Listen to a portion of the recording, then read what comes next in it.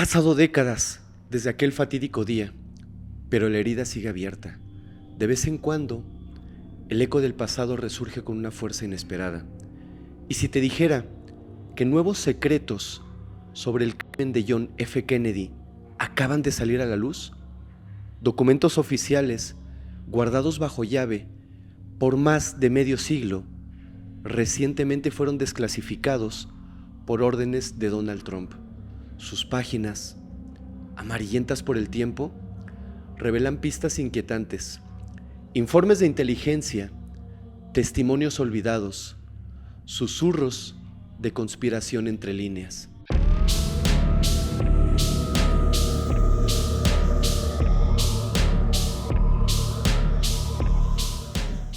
Bienvenidos a Historial Criminal. Acompáñenme mientras analizamos la verdad y la leyenda tras el magnicidio de John F. Kennedy. Les prometo que les daré datos sobre este caso que nunca antes habían sido conocidos. El presidente número 35 de los Estados Unidos cayó abatido a plena luz del día, frente a la mirada atónita del mundo. ¿Fue realmente Lee Harvey Oswald el responsable? ¿O hubo algo más? ¿Una sombra al acecho detrás de la tragedia quizás?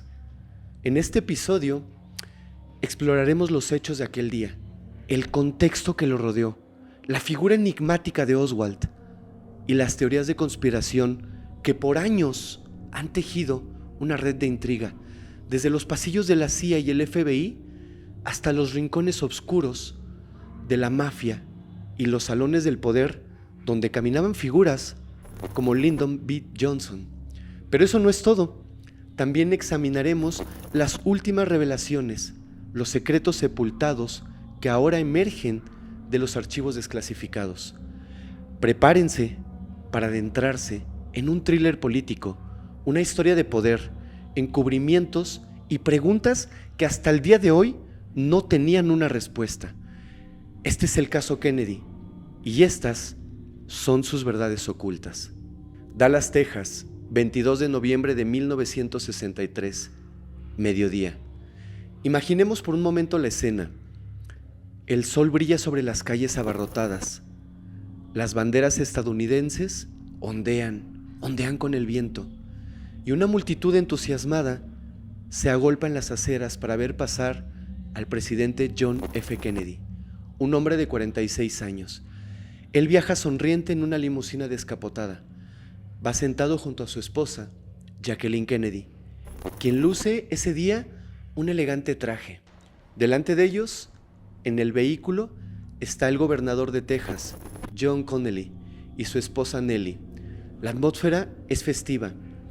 La visita del presidente a Texas pretende unir facciones políticas y preparar el terreno para las elecciones de Kennedy en el año 1964.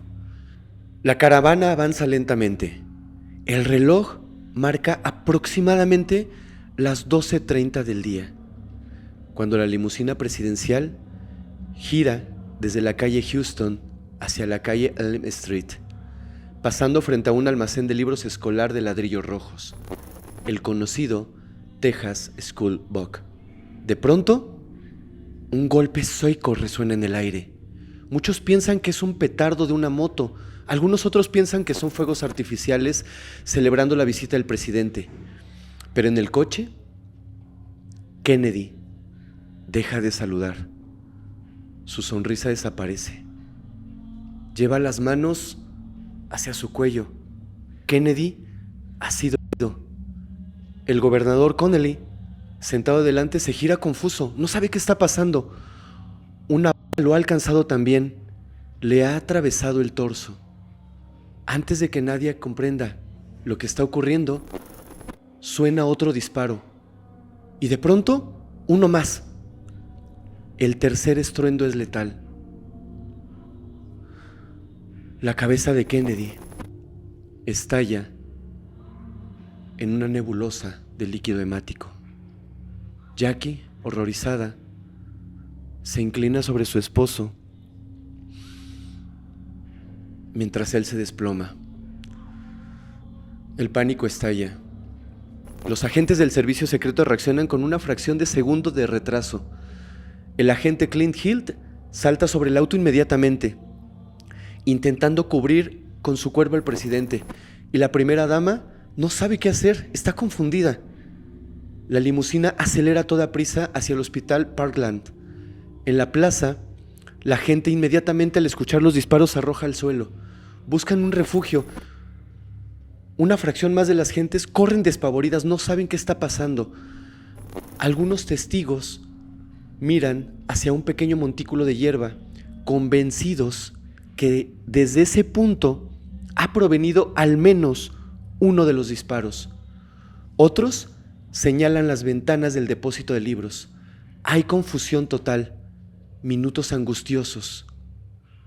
En Parkland, los médicos y enfermeras se esfuerzan desesperadamente por salvar al presidente. Jackie, aturdida y con el traje empapado de color rojo, no se aparta de su lado. Está llorando, está nerviosa, sosteniéndole la mano, pero las heridas son mortales. A la 1 de la tarde, oficialmente, John F. Kennedy es declarado muerto. El 35º presidente de Estados Unidos ha caído. La noticia recorre el mundo como pólvora. En Dallas, las autoridades se mueven rápidamente. La policía cierra las salidas de la ciudad. Agentes armados registran la propiedad más cercana, el Texas School Book, y encuentran en el 6º piso un rifle abandonado junto a 3 casquillos de bala. Es un fusil cerrojo italiano calibre 6.5 milímetros de la marca Manchester Carcano. Afuera, testigos hablan de un hombre joven visto en una de las ventanas superiores instantes después, solamente segundos después de los disparos. En ese momento comienza la cacería. Mientras tanto, el vicepresidente Lyndon Johnson, que viajaba unos coches detrás solamente, es escoltado apresuradamente afuera de la zona. No saben si el ataque es parte de una conspiración más amplia. Podrían, quizás incluso, ir tras él. En medio del caos y la incertidumbre, Johnson es llevado al Air Force One, el avión presidencial estacionado en el aeropuerto Love Field. A las 2:38 de la tarde, apenas 2 horas después del atentado, Lyndon Johnson, imagínense esto, apenas un par de horas después de que John F. Kennedy ha caído, Lyndon Johnson ya está presentando juramento como el nuevo presidente de los Estados Unidos. Con una Biblia improvisada y Jackie Kennedy a su lado, todavía una mujer en shock y con la ropa manchada incluso de líquido hemático de su esposo, está a su lado. Esta famosa fotografía inmortaliza esta mezcla de dolor y deber en su rostro. El país entero se estremece, no saben qué ha pasado. Programas de televisión y radio interrumpen sus transmisiones regulares con la imagen de la noticia. El presidente Kennedy ha caído en Dallas. Cientos de personas lloran en las calles. Desconocidos se abrazan compartiendo la pena. Una pesadilla colectiva se extiende. Pero mientras la nación llora y el mundo contiene el aliento, en Dallas sigue desplegándose frenéticamente la segunda parte de esta tragedia: la búsqueda de aquel que jaló el gatillo.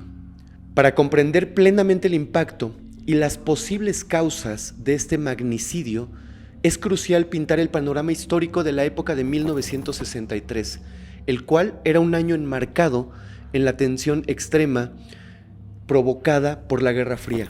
El mundo aún respiraba aliviado tras la crisis de los misiles en Cuba de octubre de 1962, cuando Estados Unidos y la Unión Soviética estuvieron al borde de la guerra nuclear. John F. Kennedy se había enfrentado exitosamente a Nikita Khrushchev, obligando a retirar los misiles soviéticos de Cuba, y se había ganado tanto admiradores fervientes como obviamente enemigos acérrimos. Cuba, bajo Fidel Castro en ese momento, era una espina en el costado de los Estados Unidos. Apenas en el año de 1961, Kennedy había autorizado una fallida invasión de exiliados cubanos en Bahía de Cochinos para derrocar a Castro, lo que terminó en un fiasco y humillación. Tras ello, Kennedy despidió a importantes figuras de la CIA a las que culpó del desastre. Entre ellos, escuchen esto porque este es un dato muy importante, estaba Allen Dulles, el poderoso director de la CIA en ese momento. Kennedy había expresado en algún momento su descontento con los excesos de la agencia de inteligencia. Rumores dicen que incluso comentó que quería deshacerla en 1000 pedazos, quitar a todos.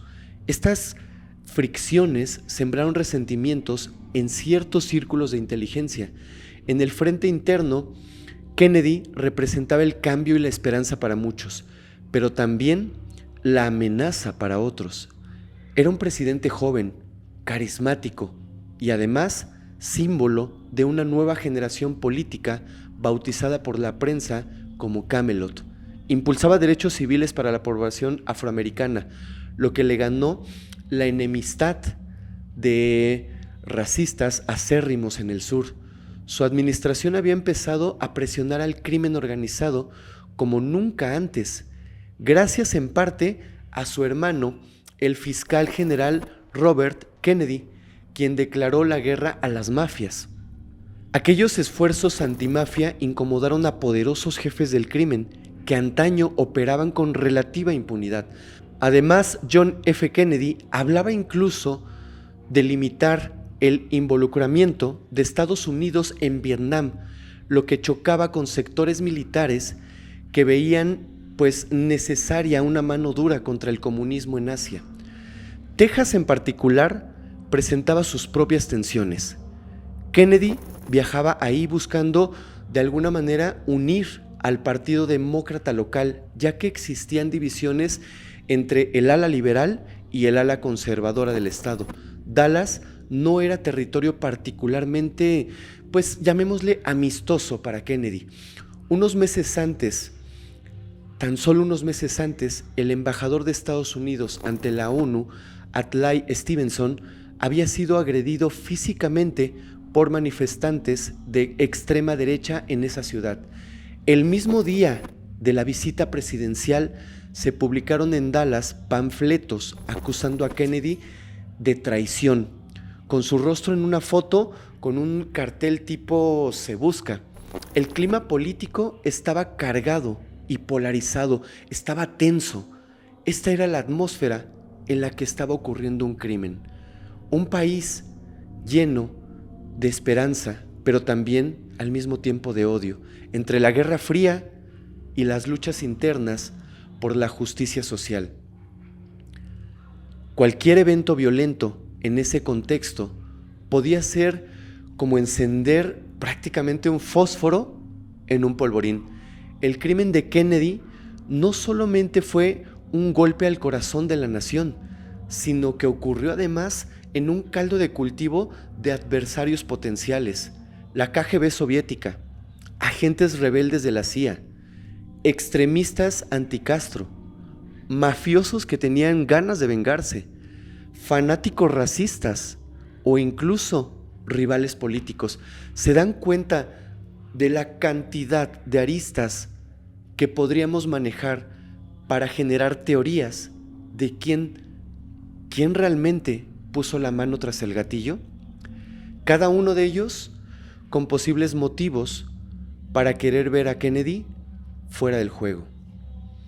Y cuando ese fatídico 22 de noviembre llegó, el mundo entero se preguntó: ¿quién estuvo realmente detrás de la bala que le quitó la vida al presidente? ¿Quién era Lee Harvey Oswald?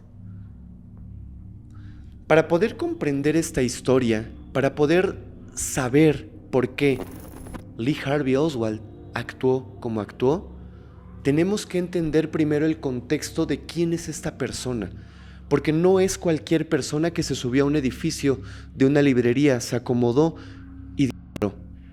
Este hombre tiene unos antecedentes muy específicos, muy puntuales. Oswald, un joven delgado de 24 años, con un rostro inescrutable, frío, que en cuestión de horas pasaría de ser un total desconocido a uno de los nombres más infames del siglo XX. Para entender qué llevó a Oswald al sexto piso de aquel edificio en Dallas, debemos, como les digo, conocer totalmente su historia. Oswald nació en 1939 en Nueva Orleans. Ciertamente nació en el seno de una familia humilde. Su padre murió antes de que él naciera, y su infancia estuvo marcada desde un inicio por la inestabilidad, mudanzas constantes y soledad era lo que tenía en su vida.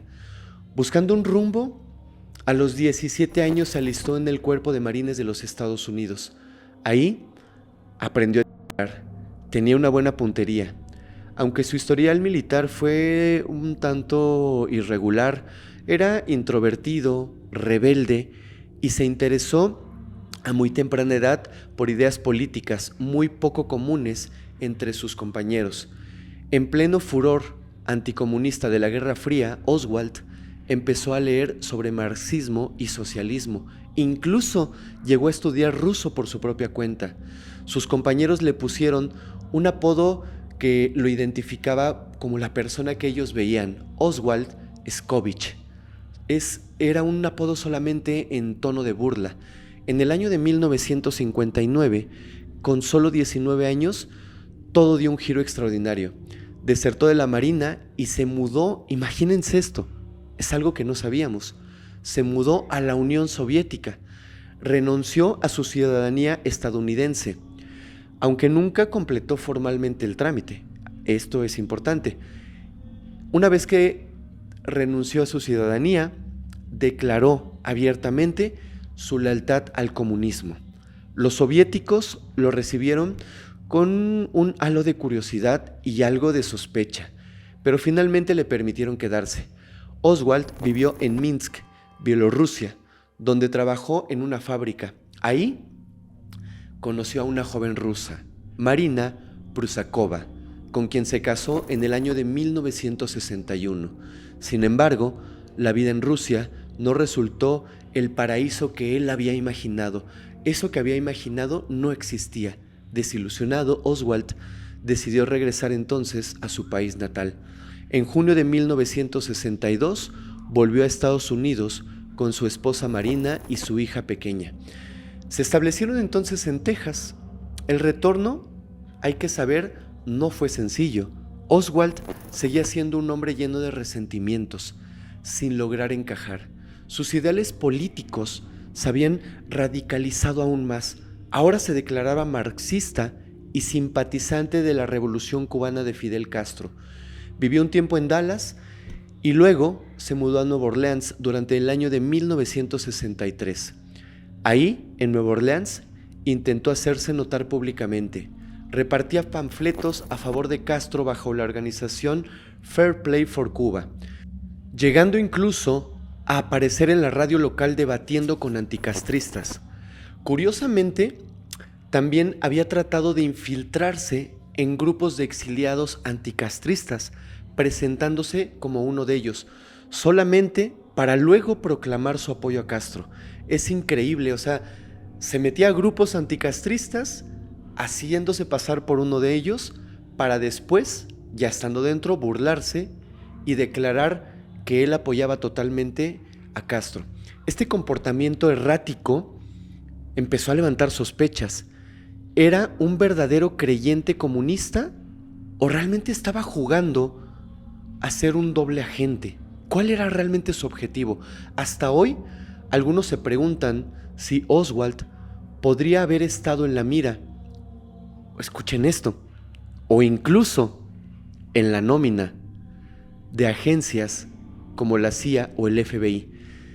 Esto debido a todas sus andanzas y a su vida tan errática. Además, Oswald ya había mostrado que era capaz de actos violentos por sus convicciones. En el año de 1963, Oswald que aún residía en Dallas, escuchen esto, intentó quitarle la vida a un destacado general ultraconservador de nombre Edwin Walker, conocido por su ferviente anticomunismo. Una noche se apostó fuera de la casa del exgeneral y disparó un tiro con su rifle, apuntando a través de la ventana. Se dan cuenta que hasta este momento este método coincide con lo que hizo tiempo después con Kennedy. Walker se salvó en ese momento de puro milagro. La bala apenas lo rozó después de desviarse en el marco de la ventana. El atacante en ese momento no fue identificado y el caso quedó prácticamente sin resolverse. Solamente meses más tarde, tras la caída de Kennedy, las investigaciones vincularon ese rifle y ese atentado fallido a Oswald. Aquella fue una sombría premonición de lo que vendría. Lo cierto es que a finales de septiembre del año 1963, Oswald viajó a la Ciudad de México, buscando un camino para salir nuevamente de los Estados Unidos. Visitó la Embajada de Cuba y la Embajada Soviética con la esperanza de obtener visas para viajar a Cuba y de ahí moverse a la Unión Soviética. El viaje fue realmente infructuoso. Los consulados no le dieron luz verde y Oswald regresó frustrado a Texas en octubre de ese mismo año. Para entonces, Marina, embarazada ya de su segunda hija, se había mudado temporalmente a la casa de una amiga en Dallas, mientras Oswald iba y venía buscando trabajo, no tenía nada estable. Consiguió entonces empleo en donde creen, exactamente, en el Texas School Book, ese almacén de libros de Dallas, gracias a la recomendación de un conocido. Fue entonces que empezó a trabajar ahí en octubre del año 1963, como empleado de almacén. Manejaba pedidos, manejaba la caja, tenía distintas actividades. Nadie podría sospechar que apenas un mes después, ese lugar se convertiría en un puesto de francotirador, en su puesto de francotirador. Oswald era un hombre de contrastes, callado e introvertido ante extraños, pero muy temperamental, puertas adentro. Tenía en ese entonces apenas 24 años, pero ya cargaba un mundo de frustraciones en sus espaldas, sus sueños de grandeza nunca concretados, su fervor político ridiculizado por muchos, obviamente dificultades económicas, un matrimonio tenso. Había episodios de maltrato incluso documentados hacia su esposa. Sobre todo, Oswald parecía ansiar dentro de él ser alguien, dejar su huella en la historia de alguna manera. Era lo que buscaba, sobresalir, ser alguien en la vida, que su nombre quedara grabado en la historia. Él sabía perfectamente que de cualquier manera algo tenía que hacer para que su nombre quedara escrito en los libros de historia. El 21 de noviembre del año 1963, la noche previa a la visita de Kennedy a Dallas, Oswald durmió en la casa de su amigo Buell Fraser, quien solía darle un aventón al trabajo por la mañana. A la mañana siguiente, Oswald le pidió a su amigo que lo llevara muy temprano al depósito de libros. Llevaba consigo un largo paquete envuelto en papel, algo misterioso. Dijo que contenía unas varas de cortina para su apartamento. Horas después, desde una ventana del sexto piso de ese edificio, el mundo no sabía que 3 días lo sacudirían. Ahora sí, después de conocer un poco más de la vida de Oswald, volvemos a las calles de Dallas la tarde del 22 de noviembre de 1963. En ese momento la ciudad se convierte en un avispero de policías. Minutos después del atentado, la policía de Dallas difunde la descripción de un sospechoso, un hombre joven, blanco, de estatura media, visto abandonando a toda prisa el depósito de libros a las 12:45 p.m. Sale apresuradamente del edificio antes de que quede acordonado. Se sube a un autobús, pero el tráfico se ha congelado tras la noticia. Es obvio, el tiroteo presidencial bloqueó todas las calles. Impaciente, Oswald baja y toma un taxi hasta la casa de huéspedes donde rentaba una habitación. Ahí recoge un abrigo y un reloj revólver calibre 38. Este revólver lo tenía guardado. Poco después, a la 1 p.m., un patrullero de la policía de Dallas, el oficial Tippit, ve a un hombre que encaja perfectamente con la descripción caminando por el barrio de Oga Cliff, a unos kilómetros apenas del centro. Tippit detiene su coche junto a él, tal vez solo para preguntarle algo. Prácticamente sin mediar palabras, sin decir nada, este hombre, al cual para el oficial, saca un arma sin pensarlo y dispara repetidamente contra el policía prácticamente a quemarropa. El oficial Tippit cae sin vida junto a su vehículo. Testigos en el barrio observan horrorizados cómo este tirador huye. Dan la alarma, le han quitado la vida a un agente y el sospechoso huye a pie. A la 1:50 de la tarde, la huida de Oswald culmina en el Texas Theater, un cine de barrio. Sin pagar la entrada, se escurre dentro para esconderse entre la oscuridad de la sala, pero un vendedor de una tienda cercana lo vio entrar furtivamente y en ese momento decidió avisar a la policía. Tengamos en cuenta que para este momento prácticamente toda la ciudad de Dallas estaba conmocionada y todos tenían los ojos abiertos, todos estaban atentos a qué es lo que estaba pasando. Cualquier persona que caminara rápido, cualquier persona que corriera, que se subiera a un autobús de una manera frenética o simplemente se metiera a cualquier negocio de una manera desesperada, en ese momento se convertía en un sospechoso. La ciudad entera estaba en caos, pero también estaban alertas. Entonces todos estaban viendo qué es lo que estaba pasando. En minutos, el cine se llenó de patrullas. Los agentes irrumpieron la función y encendieron las luces. Encontraron a un hombre en una de las filas traseras. ¡Esta es!, grita Oswald al verse rodeado, mientras intenta sacar su pistola. Se produce un momento caótico. El arma de Oswald se encuentra atascada, mientras los policías lo reducen a golpes. Lo arrastran afuera, ya esposado. Alguien grita entre la multitud: no es más que un matapolicías. Se escucha murmurar. Oswald, despeinado, con un labio partido, protesta. Escuchen esto. Oswald, cuando fue detenido en este cine, posteriormente llevado a la calle, dice unas frases que podrían ser de suma importancia para la investigación de este caso. Se sabía pues con la culpa encima. Y esto que pronunció es algo muy importante que si lo sometemos a un análisis más adelante con todos los datos que les voy a dar, realmente podemos encontrar un pequeño haz de luz, una respuesta a qué fue lo que pasó. Oswald gritó: solamente soy un peón, no he disparado a nadie. Estas fueron sus primeras palabras públicas, proclamando entonces su inocencia. Esa tarde y noche, Oswald es interrogado durante horas en la jefatura de policía de Dallas. Se le acusa formalmente del crimen ocurrido contra el oficial Tippit y poco después del crimen contra el presidente John F. Kennedy. Afuera, la prensa y una turba de curiosos se empiezan a congregar. En un momento, los agentes lo sacan del cuarto para interrogatorio, pero lo trasladan a otra sala. Frente a las cámaras, un Oswald esposado y rodeado de policías alza la voz: no he matado a nadie, solamente soy un chivo expiatorio. Sus palabras, chivo expiatorio, Patsy, es como se pronuncia en inglés, está quizás insinuando que alguien lo culpó falsamente o que es parte simplemente de algo más grande. Durante 2 días Oswald niega todo. Las autoridades, sin embargo, afirman tener pruebas contundentes en su contra.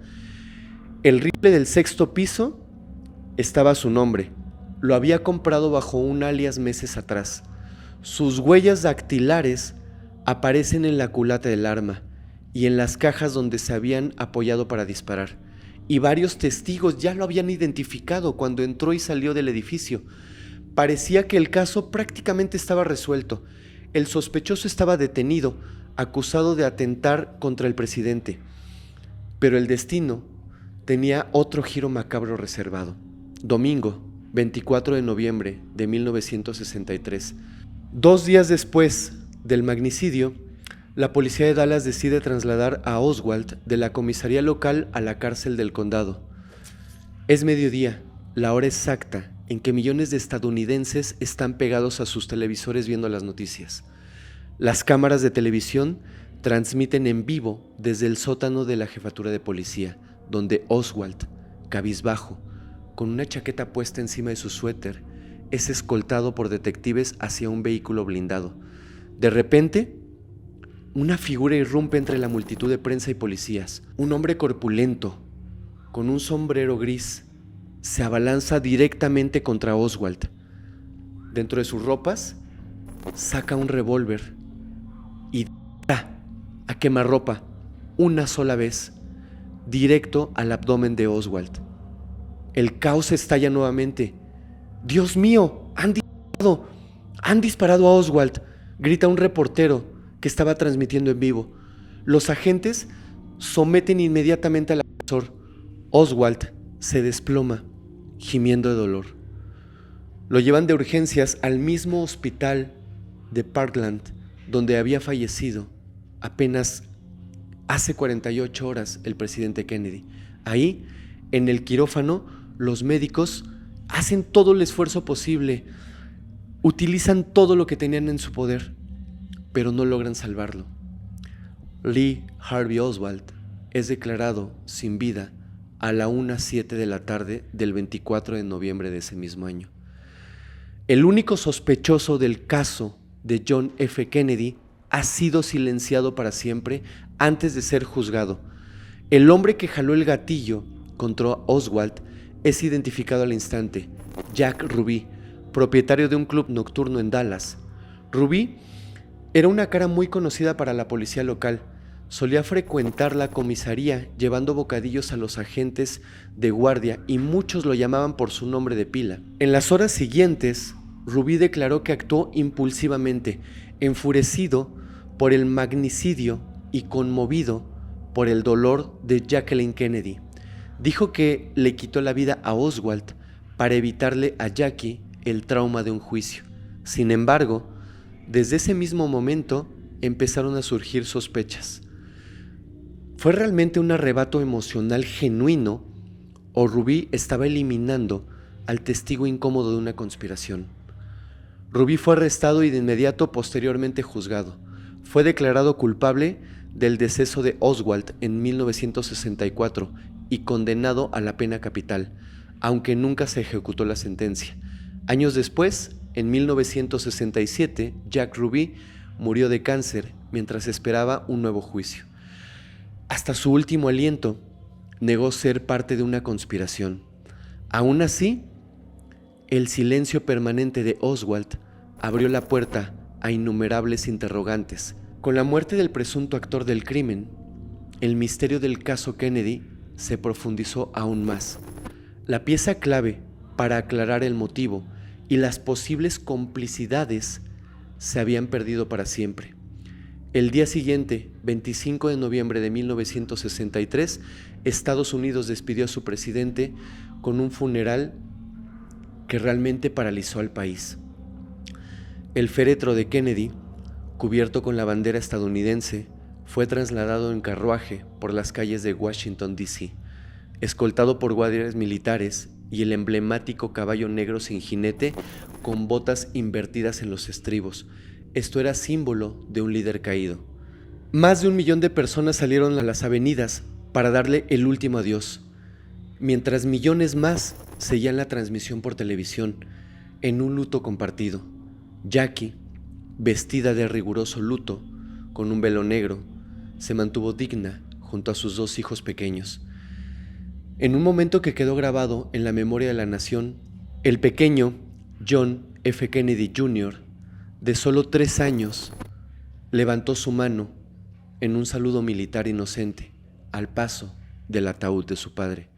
Era como si toda la nación saludara y llorara a la vez.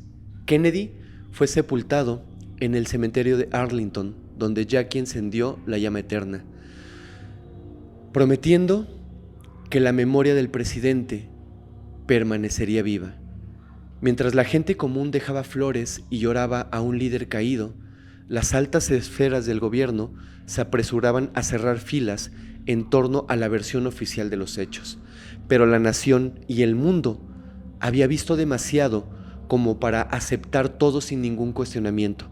La semilla de la duda ya había germinado, y con Oswald muerto, esa duda solo crecería con el paso del tiempo. La muerte de Oswald dejó un vacío inquietante.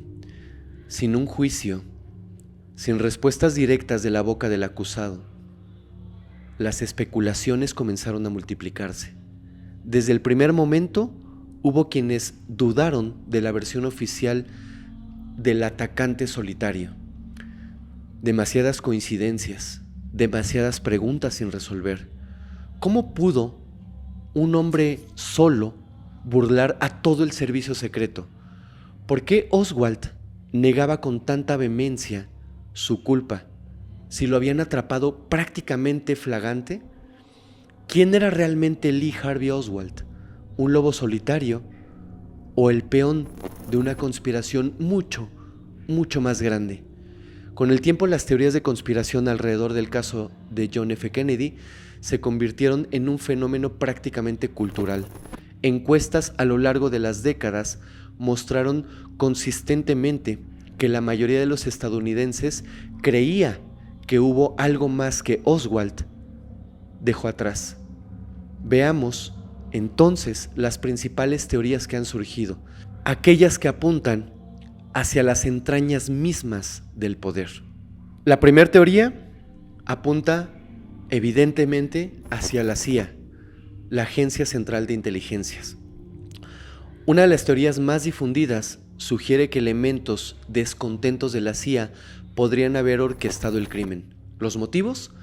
Kennedy, tras el evento de Bahía de Cochinos, había humillado y despedido a altos mandos de la CIA, incluido, como ya lo vimos antes, a su director Allen Dulles, y se mostraba dispuesto a reducir el poder de la agencia. Además, algunos afirman que Kennedy buscaba acercamientos diplomáticos con Cuba y enfriar la Guerra Fría, pasos que sectores de inteligencia consideraban peligrosos o quizás ingenuos. La hipótesis plantea que agentes de la CIA, posiblemente en contubernio con exiliados cubanos radicales, planearon de alguna manera eliminar a Kennedy para reemplazarlo por alguien más alineado con sus objetivos. Lyndon Johnson, por ejemplo, a quien veían más dispuesto a intensificar la guerra en Vietnam y a ejercer mano dura contra el comunismo. ¿Y Oswald? En este relato, Oswald sería el chivo expiatorio perfecto, un individuo con un pasado prosoviético y procubano, fácil de incriminar. Algunas versiones señalan a figuras concretas: operativos de la CIA en Dallas, informantes infiltrados manipulando a Oswald, e incluso el misterioso hombre del paraguas que aparece en las filmaciones de esta plaza, un individuo que abrió un paraguas negro justo cuando pasaba la limusina, gesto que algunos interpretaron como una señal. Aunque suene sacado de una novela de espías, esta teoría resuena para quienes creen que solo un aparato sofisticado como la CIA podría coordinar el encubrimiento y engañar también a la opinión pública. Dejo esta teoría a su consideración. Es lógica, es probable y podría ser una de las líneas de investigación que deberían de seguirse para saber si realmente pudo haber sido la CIA en contubernio con algunas otras personas o no. Ahora, les planteo una segunda teoría. El FBI, el Buró Federal de Investigaciones. El legendario director del FBI, Edgar Hoover, llevaba décadas en el poder y tenía una tensa relación con la familia Kennedy. Robert Kennedy, como fiscal general, había presionado a Hoover para combatir a la mafia y el exterminio racista, tareas que Hoover emprendió a regañadientes. Además, se rumoraba que John F. Kennedy planeaba reemplazar a Hoover en el corto plazo, lo cual amenazaba su feudo personal. En este escenario conspirativo, Hoover y aliados dentro del FBI habían sabido de antemano del plan contra Kennedy o incluso colaborado. ¿Por qué? Pues para eliminar a un presidente que consideraban inconveniente y asegurarse de mantener su propio poder. Los defensores de esta teoría apuntan a comportamientos sospechosos. Por ejemplo, el FBI rastreaba a Oswald desde antes.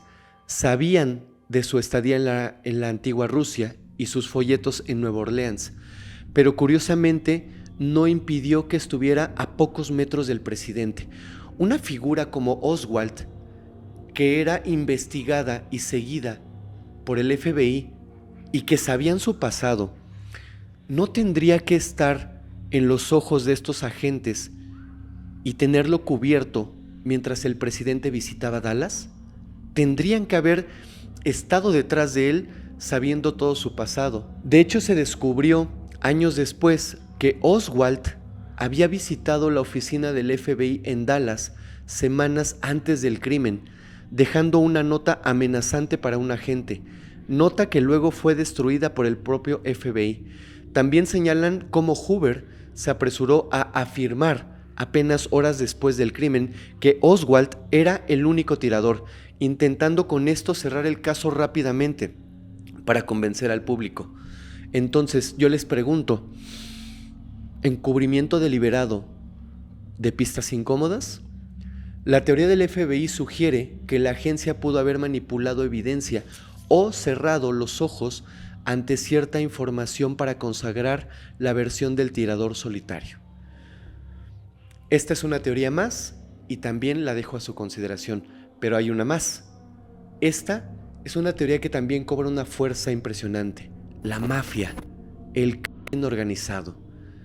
La venganza de la mafia es otra de las explicaciones populares. Paradójicamente, los Kennedy tenían una historia compleja con el crimen organizado. Se dice que el padre de John F. Kennedy, Joseph Kennedy, había buscado la ayuda de mafiosos como Sam Giancana en Chicago para asegurar la victoria electoral de su hijo en el año 1960. Pero una vez en la Casa Blanca, John y especialmente Robert Kennedy arremetieron contra la mafia como nunca antes había visto. Figuras como Santo, traficante, jefe mafioso de Florida, Carlos Marcello de Nueva Orleans y el propio Giancana se sintieron traicionados, pero más que eso se sintieron acorralados por las investigaciones federales. La teoría sugiere que la mafia, experta en hacer encargos, decidió quitar de en medio al presidente incómodo. Según esta línea, la mafia pudo haber utilizado a Oswald o trabajar en paralelo a él para ejecutar el golpe. Jack Ruby, el que disparó contra Oswald, tenía conocidos en los bajos fondos de Chicago y supuestamente vínculos menores con el crimen organizado. Algunos interpretan que Jack Ruby cumplió órdenes de mafiosos para silenciar a Oswald antes de que hablase. Años más tarde surgieron indicios intrigantes. Un informante del FBI reportó que el capo, Carlos Marcello, alardeó en privado de haber ordenado el ataque de Kennedy, comparándolo con cortar la cabeza de la serpiente, en alusión a eliminar a John F. Kennedy para que Robert Kennedy, la cola de la serpiente, perdiera en ese momento todo su poder. Si bien nunca hubo pruebas concluyentes, la teoría mafiosa conecta estos puntos de una manera tentadora. Motivos, pues la venganza y la supervivencia. Medios, sicarios, dinero para comprar voluntades. Y la oportunidad, Dallas, con posibles contactos locales para facilitar estas tareas. Ahora, existe una cuarta teoría, una que también tiene una fuerza impresionante. Lyndon B. Johnson, el sucesor de Kennedy. La más espeluznante de todas las teorías de conspiración señala al propio vicepresidente Lyndon Johnson. ¿Podría el hombre que juró el cargo con el cuerpo aún caliente de Kennedy haber sido parte de su deceso? Johnson era un político astuto y ambicioso, con un historial de tácticas duras para lograr sus fines. Antes de ser vicepresidente, fue durante años el líder del Senado, conocido por su estilo implacable. Le llamaban incluso el tratamiento Johnson. En 1963 circulaban rumores de que John F. Kennedy planeaba reemplazar a Johnson en la candidatura de 1964, lo que amenazaba las aspiraciones de Johnson, por supuesto. Además, en Texas, su terreno, Johnson tenía aliados poderosos y también estaba envuelto en escándalos de corrupción que Kennedy comenzaba a revisar. Los sujetos en esta teoría destacan que Dallas, escenario del crimen, era prácticamente el patio de Johnson y sugieren que pudo haber utilizado contactos locales, ya fueran elementos extremistas, policías o incluso mafiosos tejanos, para orquestar el magnicidio. Incluso se cita un supuesto comentario que Johnson había hecho la noche anterior al 22 de noviembre, en una reunión privada. Él dijo, y cito tal cual sus palabras: "A partir de mañana, esos malditos Kennedy ya no me molestarán más". Esta frase tiene una veracidad discutible. Esta teoría pinta un cuadro siniestro, un complot al más alto nivel del gobierno para hacer presidente a Johnson antes de tiempo. Aunque suene descabellado, no pocos lo han creído. De hecho, hasta líderes extranjeros de la época lo sospecharon. Los propios soviéticos, según documentos desclasificados, bajaron la idea de que Johnson o un círculo derechista estadounidense estuviera detrás de este cruel acto. Por supuesto, estas no son las únicas teorías. Había otras teorías más dispersas. Algunos apuntan hacia Fidel Castro, sugiriendo que Cuba se vengó de los complots de la CIA para liquidarlo a él. Otros culparon a elementos ultraderechistas estadounidenses ajenos al gobierno o incluso a la KGB soviética. Sin embargo, ninguna evidencia concreta ha vinculado a Cuba o a Rusia con el crimen, y ambas naciones evidentemente lo negaron rotundamente. Castro afirmó públicamente que un atentado así habría sido una locura para Cuba. Con el tiempo se han planteado combinaciones de complots que involucran a varios de los anteriores. Por ejemplo, la CIA y la mafia trabajando juntas, recordando que la CIA efectivamente colaboró con mafiosos en intentos de ataques mortales contra Castro, lo cual es histórico, o Johnson encubriendo a la vez a la CIA y al FBI tras el hecho. Lo cierto es que el crimen de Kennedy se volvió terreno fértil para la sospecha. En 1979, una investigación oficial posterior, hecha por el Comité Selecto de la Cámara de Representantes sobre Asesinatos, concluyó que probablemente sí hubo una conspiración y más de un tirador involucrado en Dallas, basándose en evidencia acústica discutida. Aunque años después esa evidencia fue cuestionada, el informe quedó como una constancia de que incluso a nivel gubernamental persistían dudas. ¿A qué me refiero con una evidencia acústica? Se refieren a que hubo personas, hubo testigos que escucharon los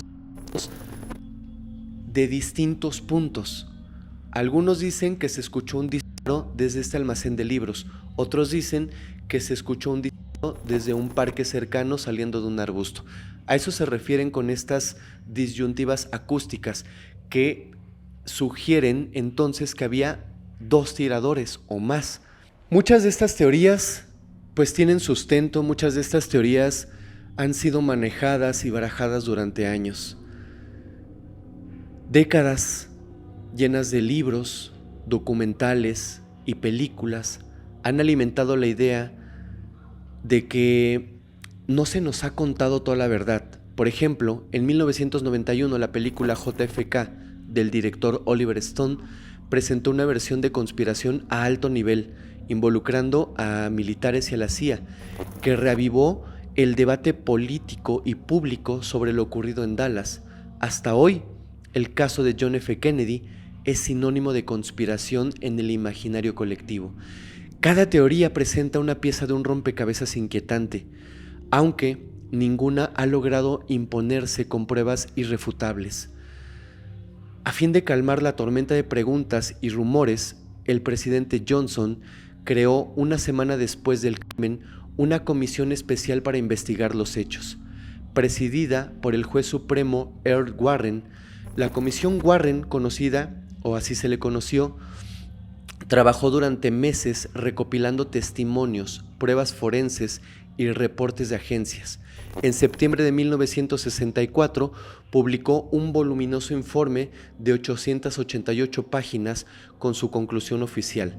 Lee Harvey Oswald había actuado solo en el crimen de Kennedy y Jack Ruby actuó solo en el crimen de Oswald. Según la comisión, no hubo evidencia de ninguna conspiración, ni doméstica ni extranjera. El informe Warren, antes de continuar, para que sepan, el informe Warren es el documento oficial que presentó la comisión Warren, una comisión especialmente creada por el presidente, como ya les dije, el presidente Lyndon, el 29 de noviembre de 1963, apenas una semana después del crimen contra John F. Kennedy. Este informe describió detalladamente el recorrido de las balas disparadas desde el sexto piso del depósito de libros. Planteó la famosa y por supuesto polémica teoría de la bala mágica. Una única bala disparada por Oswald habría herido tanto al presidente Kennedy como al gobernador, entrando por la espalda de Kennedy, saliendo por su garganta y luego el cuerpo de Connally, causando múltiples heridas. Esta teoría busca explicar cómo Oswald, con tan solo 3 disparos en pocos segundos, pudo causar 7 heridas en 2 hombres. La comisión concluyó que el primer disparo de Oswald probablemente falló y el segundo fue la bala única que atravesó a ambos hombres. O sea, parece increíble que una sola bala pudiera prácticamente girar, o sea, entrar en el presidente Kennedy, perforar 2 veces y después, pues, atravesar a otra persona. Pero es increíble, pero podría ser, es una de las teorías. Y el tercer impacto fatal fue en la cabeza del presidente, precisamente. Todo esto ocurrió en aproximadamente 8.6 segundos. Para respaldar sus hallazgos, la comisión Warren citó evidencia balística, casquillos y balas vinculadas al rifle de Oswald, fotografías y la famosa película casera de Abraham Zapruder, que capturó el momento del disparo mortal. También incluyó análisis forenses de la autopsia de Kennedy, realizada, hay que decirlo, apresuradamente la noche del 22 de noviembre. Ahora, el informe reconocía algunas fallas de seguridad y coordinación entre el servicio secreto, el FBI y la CIA. Por ejemplo, que estas agencias no habían compartido información sobre Oswald a tiempo, pero en esencia absolvió a todas de cualquier complicidad deliberada. Pese a su exhaustividad del informe Warren, no logró convencer a todos. Desde su publicación fue objeto de escrutinio y críticas. Muchos consideraron inverosímil la teoría de la bala única, argumentando que una sola bala no podría cambiar tantas veces de trayectoria y salir casi intacta. Se señaló que varios testigos en aquel momento habían escuchado disparos provenientes de la zona del parque, sugiriendo un segundo tirador, algo que el informe desestimó. También se criticó que la comisión Warren no tuvo conocimiento de ciertas operaciones secretas de la CIA, como complots, por ejemplo, para quitarle la vida a Castro, que podrían ser relevantes para entender posibles móviles de terceros. El propio miembro de la comisión, Alan Dulles, irónicamente el ex jefe de la CIA despedido por Kennedy, nunca reveló esas tramas encubiertas durante esta investigación. Estas omisiones alimentaron la idea de un encubrimiento. Con los años, a medida que salían a la luz nuevos documentos y análisis, el consenso oficial de la comisión Warren se fue erosionando en la opinión pública. Aún así, este informe marcó durante mucho tiempo la narrativa oficial del caso John F. Kennedy, la historia de un tirador solitario y trastornado que cambió el curso de la historia con un rifle y 3 balas, y de un segundo actor solitario que lo eliminó por venganza. Era una explicación sencilla para un acontecimiento atroz, tal vez demasiado sencilla para ser aceptada por todos. Pasaron más de 50 años, las nuevas generaciones heredaron el enigma, y aunque parezca increíble, el caso John F. Kennedy sigue vivo en los archivos secretos del gobierno de los Estados Unidos. En 1992, el Congreso ordenó que todos los documentos clasificados relacionados con el caso John F. Kennedy se revelaran en 25 años. Esa fecha llegó en octubre del 2017. Fue entonces cuando el presidente Donald Trump autorizó la liberación de miles y miles de documentos confidenciales del FBI y de la CIA y de otras agencias sobre el caso Kennedy. Aún hoy, algunos expedientes permanecen parcialmente censurados, pero lo que salió a la luz ofrece destellos fascinantes de la historia oculta tras este magnicidio. Pero para entender bien cómo fue esta desclasificación, pongámoslos de una manera cronológica. Así, rápidamente. 1992. Se aprueba una ley del Congreso que obliga a todas las agencias federales de Estados Unidos a entregar al Archivo Nacional cualquier documento relacionado con el asesinato de John F. Kennedy. El objetivo era que estos archivos fueran desclasificados y accesibles al público. A partir de ese momento comienza el proceso oficial de recolección y organización de estos documentos. Año 2017. Se cumple la fecha límite establecida por la ley para liberar todos los archivos. En ese momento, el presidente Donald Trump autoriza la publicación de miles de documentos. Sin embargo, por solicitud de agencias como la CIA y el FBI, también aprueban que miles de archivos permanezcan clasificados o parcialmente censurados, argumentando razones de seguridad nacional. Vámonos al año 2021. Durante el gobierno de Joe Biden se llevó a cabo una nueva liberación de archivos. Se hacen públicos más documentos relacionados con el caso de John F. Kennedy, pero muchos de ellos todavía aparecen con tachaduras, omisiones o censuras parciales. La desconfianza pública crece debido a la falta de esta transparencia. Vámonos actualmente, 2025, Donald Trump firma, y hay un video, firma la orden ejecutiva 14.176, instruyendo la desclasificación total de los archivos restantes, todo, absolutamente todo lo que queda. Esta orden no solo incluye los documentos pendientes sobre el caso de John F. Kennedy, sino que también los relacionados con los crímenes contra Robert F. Kennedy y Martin Luther King Jr. En marzo de 2025, los archivos nacionales publicaron más de 77,000 páginas, muchas de ellas por primera vez sin censura. ¿Qué revelan estos documentos desclasificados recientemente? La verdad es que aunque no proporcionan una pista real que resuelva las teorías de conspiración de forma definitiva, sí aportan piezas intrigantes del rompecabezas. Por ejemplo, la llamada anónima al periódico británico. Un memorándum de la CIA reportó que el 22 de noviembre de 1963, apenas 25 minutos antes del crimen, alguien hizo una misteriosa llamada telefónica al diario Cambridge News en Inglaterra. El desconocido dijo al periodista que llamara a la embajada americana en Londres para recibir noticias importantes y simplemente colgó. Los servicios de inteligencia británicos calcularon que la llamada ocurrió a las 12:05 de la tarde, hora de Dallas, solamente minutos antes de los disparos. Yo les pregunto, ¿simple coincidencia macabra o sabía ese informante anónimo que algo grande estaba por suceder? Hasta ahora sigue sin explicaciones, pero su inclusión en los archivos subraya la atmósfera de intriga global que rodeó el caso. Contactos de Oswald con agentes soviéticos mexicanos, otro dato que se sabe. Otros documentos confirmaron un dato que durante años fue objetivo de especulaciones.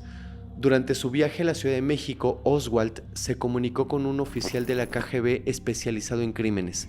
Según una transcripción de una llamada interceptada, el 28 de septiembre de 1963, Oswald visitó la embajada soviética y habló con Valery Kostipkov, un agente identificado del temido Departamento 13 de la KGB, encargado de sabotaje y crímenes. Este hallazgo sugiere que Oswald estuvo intentando alguna conexión de alto nivel pocas semanas antes del atentado. Los soviéticos, por su parte, parecían desconfiar de él. En otro informe desclasificado, se recoge que la inteligencia soviética, tras el crimen, calificó a Oswald como un maniático neurótico, en quien no confiaban del todo. Otro dato importante es la advertencia ignorada sobre Oswald.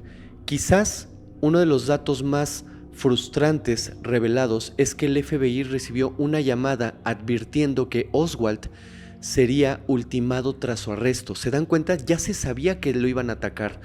Un documento relata que la noche del 23 de noviembre de 1963, pocas horas después de que Oswald fuera detenido, alguien llamó a las oficinas del FBI en Dallas hablando con una voz calmada, diciendo ser miembro de un comité organizado para quitarle la vida a Oswald.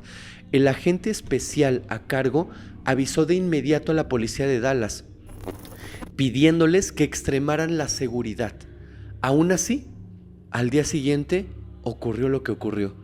Jack Ruby se acercó a centímetros de Oswald sin ningún problema y disparó sin que nadie lo impidiera.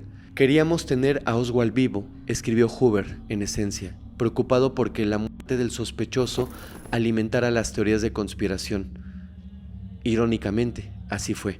Un dato más que también es muy interesante son las reacciones que tuvieron Rusia y Cuba. Documentos diplomáticos y de inteligencia de estos recién desclasificados muestran las reacciones en el bloque comunista tras la muerte de Kennedy. Un informe del FBI detalló que los líderes soviéticos estaban profundamente preocupados. Temían que el crimen fuera parte de una conspiración militar derechista en Estados Unidos. Esto para culparlos a ellos y para dar un golpe de Estado. En Moscú circuló el rumor de que quizás Lyndon Johnson o halcones anticomunistas estuvieran detrás del crimen, lo que indica que incluso del otro lado del telón de acero se sospechaba de un complot interno en Estados Unidos.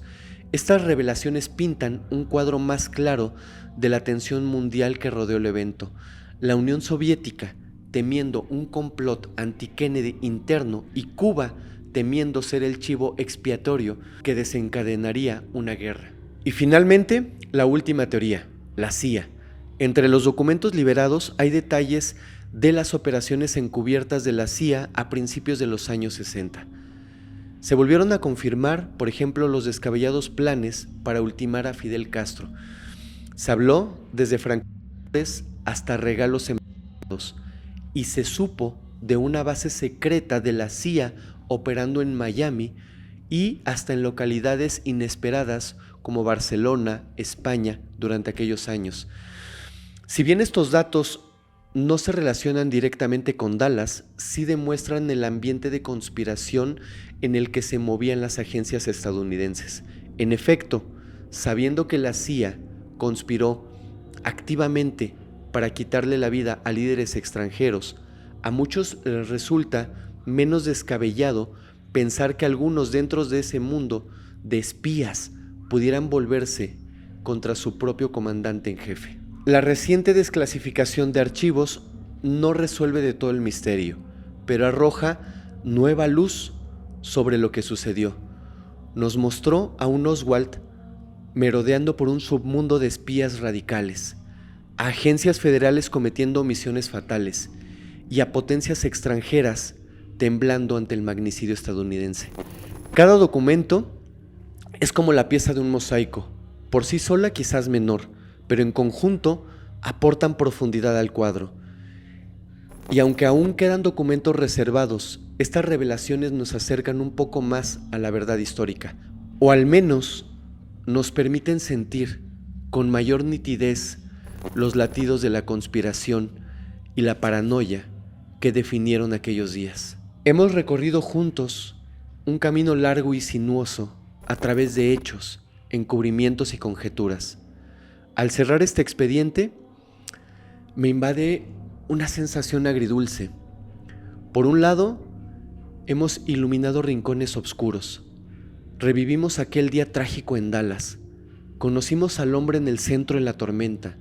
Examinamos las tramas del poder y revelamos secretos guardados por décadas.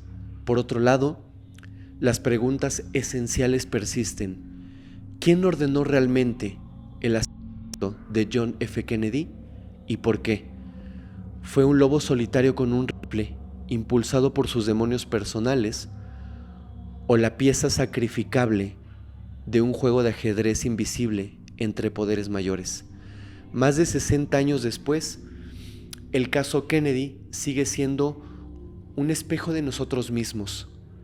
Refleja nuestras desconfianzas en las versiones oficiales, nuestro anhelo de encontrar la verdad, nuestro temor de que fuerzas ocultas manipulen el destino. Cada nueva revelación, cada documento desclasificado nos acerca un paso y a la vez nos recuerda cuán esquiva puede ser la verdad. Tal vez, con el paso del tiempo, algunas piezas finalmente emerjan de los archivos y encajen en este rompecabezas, dándonos un poco más de claridad. O tal vez no. Tal vez este sea un misterio destinado a acompañarnos para siempre, enseñándonos a cuestionar, a investigar, a no conformarnos con explicaciones fáciles. Lo cierto es que la figura de John F. Kennedy, joven y lleno de promesas, arrancado de este mundo de forma tan violenta, se transformó en algo más que un presidente caído. Se volvió un símbolo de fragilidad en el poder, de la vulnerabilidad de la justicia frente a la conspiración y del eterno debate entre la verdad y la duda. Me despido con esta imagen en la mente: la limusina alejándose a toda velocidad, la multitud totalmente conmocionada y un silencio pesado que cae sobre la nación americana. Hasta aquí, amigos, el blog del día de hoy. Yo soy su amigo Fermex y los invito a suscribirse a Criminalmente. Activen la campanita para que no se pierdan nuestro contenido semanal. Nos vemos la próxima semana en otro capítulo más de Historial Criminal, donde juntos exploraremos las historias que merecen ser contadas. Muchas gracias.